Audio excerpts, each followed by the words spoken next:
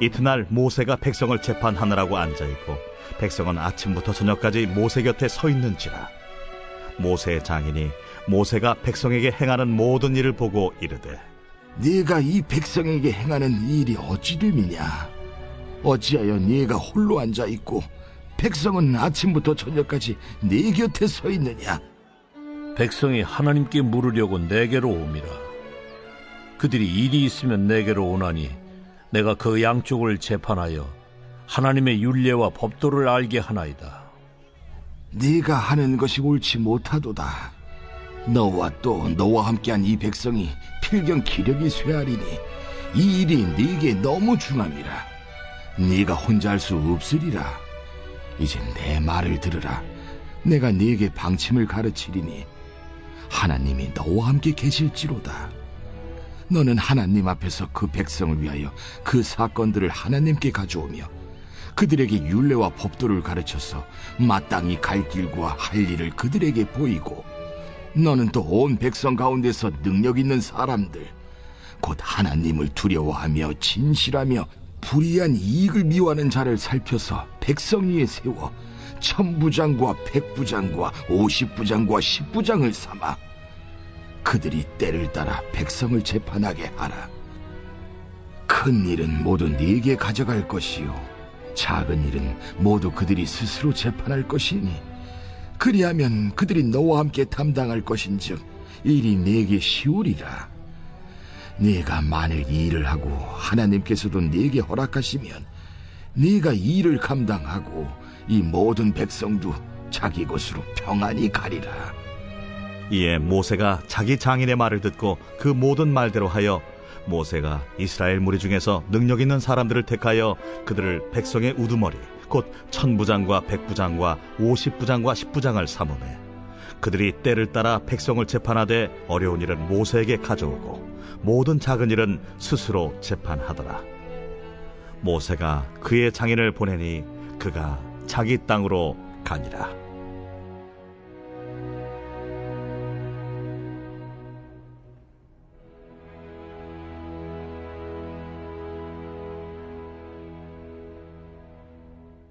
(5월 18일) 화요일. 분담하면 스트레스는 줄고 상급은 올라갑니다.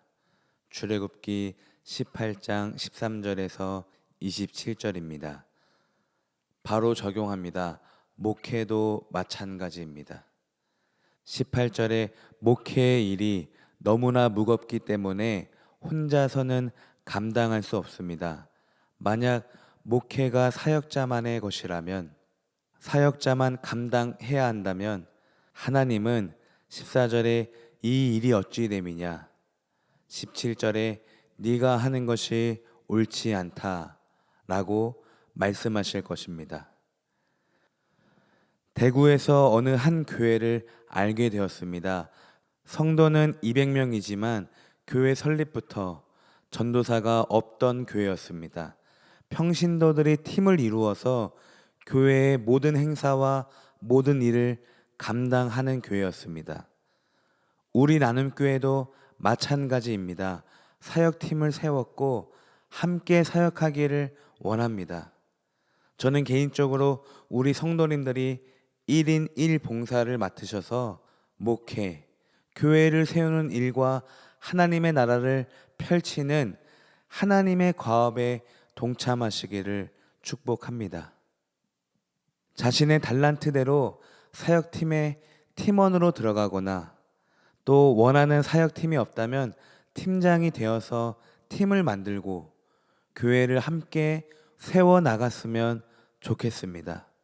그리고 나중에는 사역팀의 재정을 지원해서 사역팀이 스스로 사역을 계획하고 진행하며 달란트대로 묶인 사역팀이 소그룹이 되어서 서로 교제하는 그런 팀 사역을 하고 싶습니다. 왜냐하면 결코 혼자서 모든 일을 감당할 수 없기 때문입니다. 여러분이 저의 의식주를 책임지고 제가 여러분의 영성을 책임지듯이 여러분이 하나님의 교회를 목회하면 하나님이 여러분의 가정을 목회하지 않겠습니까? 사랑하는 성도 여러분, 함께 목회하고 함께 영광을 받읍시다.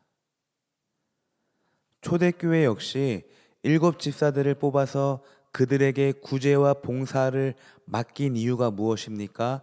사도들이 말씀과 기도에 전무하려고.